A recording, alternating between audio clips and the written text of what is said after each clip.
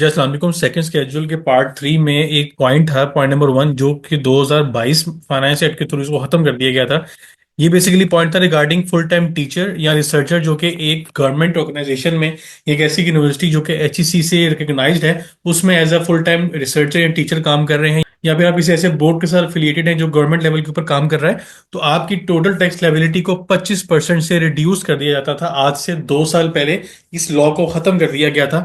और इसमें साथ ये भी था कि अगर कोई ऐसा डॉक्टर है, मेडिकल प्रैक्टिशनर जिसको बोलते हैं, और वो प्रोफेसर भी है, साथ साथ अपना क्लिनिक भी चलाते हैं, तो ये टैक्स लायबिलिटी के अंदर जो रिडक्शन है वो उनको अवेलेबल नहीं होगी। मतलब अगर डॉक्टर अपने क्लिनिक भी चला रहा है और साथ साथ वो टीचिंग भी कर रहे हैं, तो उनको ये रिडक्शन अवेलेबल नहीं होगी। उनको रिडक्शन लेने के लिए, मतलब ये जो टैक्स क्रेडिट है 25% का, एक तरह से लेने के लिए अपनी जो क्लिनिक है उसको बंद करना पड़ेगा। अब 2022 फाइनेंस एक्ट ने इस प्रोविजन को खत्म कर दिया था।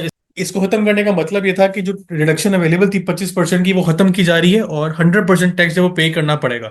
अब 2 साल से ज्यादा का अर्सा गुजर चुका है कि ये बेनिफिट लॉ से खत्म कर दिया गया। 100% टैक्स पेमेंट अब अप्लाई होती है on all teachers and researchers जो कि गवर्नमेंट लेवल के ऊपर काम कर रहे हैं। लेकिन आज की डेट तक जितने भी गवर्नमेंट ऑर्गेनाइजेशंस हैं, यूनिवर्सिटीज हैं, कॉलेजेस हैं, वो अपने एम्प्लॉयज को जब सैलरी पे करते हैं तो इस 25% रिबेट को उस कैलकुलेशन का पार्ट बनाते हैं और कम टैक्स काटते हैं। अब इस चीज को आइडेंटिफाई किया गया है रिसेंटली, और एफबीआर अब नोटिस इशू कर रहा है तमाम टीचर्स को, रिसर्चर्स को, और उनको कह रहा है कि आपने पिछले 2 साल में जितनी भी इनकम जनरेट की है या आपने जो सैलरी अर्न की है उस पर आपका कम टैक्स पे हुआ है। आपको 2 साल के ऊपर इतना टैक्स बनता है वो आपने जमा करवाना है। इसमें पाकिस्तान की एक बड़ी यूनिवर्सिटी है, नस्ट यूनिवर्सिटी, जो कि इस्लामाबाद में लोकेटेड है, और इनके प्रिंसिपल को भी नोटिस इशू किया गया और कहा गया कि वो अपने जो एम्प्लॉयज हैं, जो उनके टीचर के रिसर्चर, उनकी सैलरी जब कैलकुलेट करें उस पर फाइनेंस एक्ट 2022 में ये रिबेट खत्म कर दी गई थी, उसका इम्पैक्ट निकाल दें। अभी तक ऐसा होता हुआ आ रहा है कि जितने भी टैक्स कैलकुलेशन है उसमें इस 25% की रिबेट को अलाउ किया जा रहा है। इसकी वजह से गवर्नमेंट को टैक्स रेवेन्यू में लॉस हो रहा है। हालांकि इतनी अमाउंट नहीं बनती, क्योंकि अब रिसेंटली अगर आप देखें तो 7 माह के पीरियड के अंदर, जुलाई से अगर स्टार्ट करें जनवरी तक, तकरीबन 470 बिलियन की शॉर्टफॉल है टैक्स कलेक्शन में एफबीआई की तरफ से।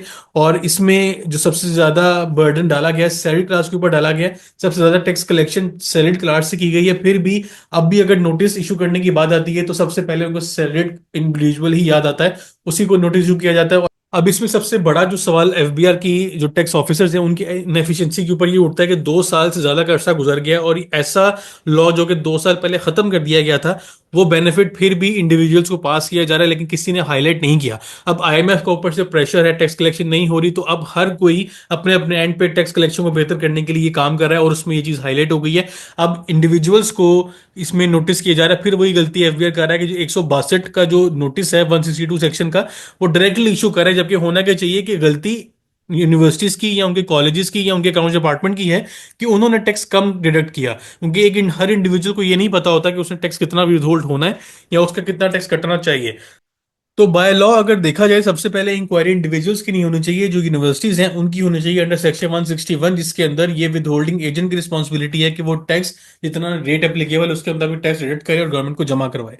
लेकिन अभी जो शॉर्टफॉल को कवर करने के लिए, डिमांड जनरेट करने के लिए, FBR officers directly salary individual को नोटिस इशू कर रहे हैं और उनको एक तरह से थ्रेट कर रहे हैं कि अगर आपने टैक्स पे नहीं किया तो आपके अगेंस्ट एक्शन लिया जाएगा।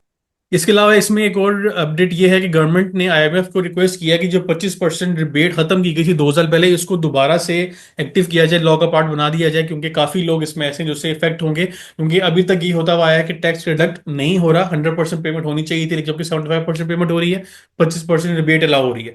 तो आईएमएफ की अप्रूवल अगर आ जाती है तो ये फिर से लॉ का पार्ट बन जाएगी प्रोविजन, और इसमें 25% रिबेट गवर्नमेंट और टीचर्स को और रिसर्चर्स को अलाउ हो जाएगी।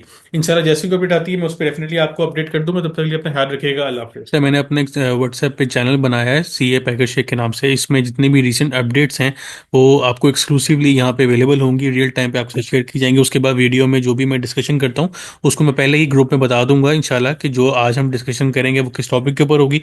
उसके अलावा जो भी नई अपडेट्स आएंगी वो इस चैनल के ऊपर आपको उसके लिंक्स या डॉक्यूमेंट्स आपको अवेलेबल होंगे। तो आपसे रिक्वेस्ट है, मैंने लिंक इस चैनल का डिस्क्रिप्शन में ऐड कर दिया, आप उसको जाकर फॉलो करें ताकि आप रिसेंट अपडेट्स के साथ इन टाइम अपडेटेड रहें।